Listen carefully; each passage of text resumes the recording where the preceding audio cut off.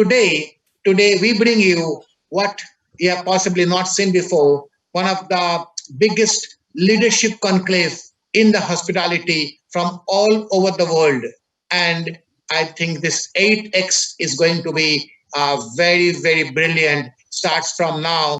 And the New World Order has to look at education as a way forward, but a different type of education. We need to think about how we start to introduce that into the curriculum as we move forward, and as we start to then implement technology into the kitchen as well. And I think that's a key area for us to start to understand as we move forward into the world of cuisine, and that piece around adaptability and being adaptable. Thank you very much. Thank you very much. Thanks to everybody at IIHM, and thanks to Dr. Bose, an amazing person and a great friend. I'm just happy to be here. Thank you very much for the recognition and for the fellowship.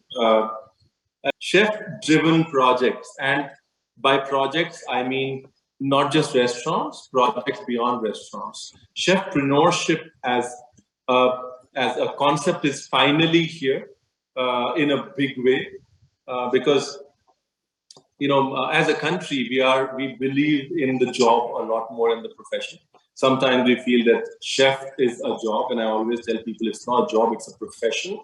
You got a job because of that profession. You can do many more things with that profession. I think we've finally come to realize as chefs that we can actually do many more things with our profession. We can just cook at home, deliver from home, and make a lot of money. Is completely unparalleled, not in our lifetime, and won't probably happen for the next few lifetimes, hopefully. So it's very important to listen to our frontliners, listen to all our people, create a environment of radical candor. There will be an element where the human factor will need to remain. We're an industry that thrives on human contact. We're an industry that needs to feel, to smell, to see, to touch, to really get the essence of what we do. And that is one ethos of our industry that will not go away. I learned more about cardboard packaging, sustainable packaging, digital platform, delivery companies, what worked, what didn't work, and we turned our restaurants into factories. From a standing start, we created a £1 million business. And if, as you say, Chef Sanjay, if you ask me, I would never in my life dream that I would do takeaway or delivery. But we had to survive. We had to do this. And I wouldn't be sitting in this beautiful restaurant here if we didn't do the deliveries. This would have been taken away from us. So we had to find a way to come through. You can literally pick up your device, place your order, and then somebody brings the drink to you. It's not damaging service. You still have that one-to-one interaction when you deliver that, but you're enhancing that speed of service. And customers and people, because of technology, people want instant gratification. They want that immediately. They want to be able to go onto, web browsers and get it instantly straight away. So people's patience has got less, which is not a good thing. But we need to look at that as technology. It's the same when you're in your room. You can then go to your room, sit in there and pick up an iPad, and Four Seasons have been doing this for a long time, is you can change the temperature of your room. You can turn the lights on and off. You can close the curtains. You can play your favorite music or request something from housekeeping or food and beverage service. That's just enhancing customer experience. And I really do believe it's one of get that knowledge out there, let those youngsters soak it up, and they will be our champions, they will be our messengers, and they will help sort out the problem that we're leaving them. It's been a really difficult time. That's fine up to now. But now let's roll our sleeves and go back to work again. Thank you, Dr. Bose, yet again for your creative mind that constantly, is mind-boggling for me, actually. And I really find it so interesting what you do. And this is a lovely forum. Very, very pleased to be here amidst great stalwarts of a lot of conferences in smaller sizes that will go out and about. So therefore, destination travel is going to be the order of the day, at least for the next few years. We hope to see, and we are already seeing with the Taj and in Maldives itself, a very positive uprise in terms of numbers, people coming for holidays the moment they get an opportunity.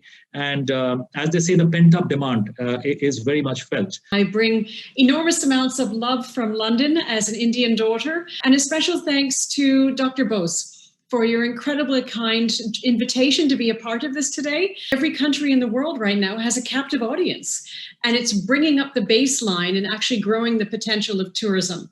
We saw, however, a little over a year ago, we were all grounded. One of my last trips before the world shut down was actually to Mumbai in February, where I had the blessing of being with Puneet Chatwal, who we all know very well.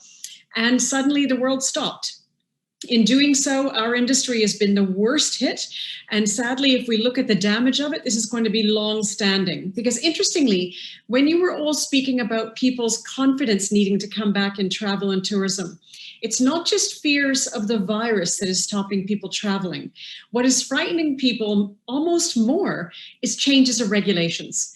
So with governments suddenly opening up borders and then shutting them again, people getting grounded, getting put into quarantine, into isolation, that's what's making travelers nervous. Keeping at the heart of our rebuilding, what the Secretary General of the United Nations says is making sure that we rebuild in a way that is truly sustainable and responsible. It is imperative that we rebuild the tourism sector, but it must be in a way that is safe, equitable, and climate friendly. We've seen hotels shutting down. We've seen businesses shutting down. I think so. One of the big learnings for me is to make sure that debt is very manageable, and is always controlled from the day you start taking any loans or any drawdowns from a bank, all the way till you service it. It's a big learning. Well, forgive me. It's very similar. Cash. Yeah. You've got to have cash. You've got to have it under the mattress. You've got to have it in your back pocket. You've got it as far away from the banks as you can possibly get it, but you need cash. You can make all the provisions you want to protect your staff. You can refund your guests. You can do all sorts of wonderful things so long as you've got cash. And we must thank IIHM, all the staff, and especially Dr. Bose, for bringing us all together. So much we have learned today. We've talked about sustainability. The color of sustainability is green. And this famous motto, "Se Christa Vestit," which is the motto of the Abbey of Monte Cassino, we will bounce back. And they bounced back 3 times because they had the faith, the passion, the determination, which we have seen today, which has been demonstrated today. And we have started to invent the future. The future belongs to us. The future belongs to hospitality and tourism.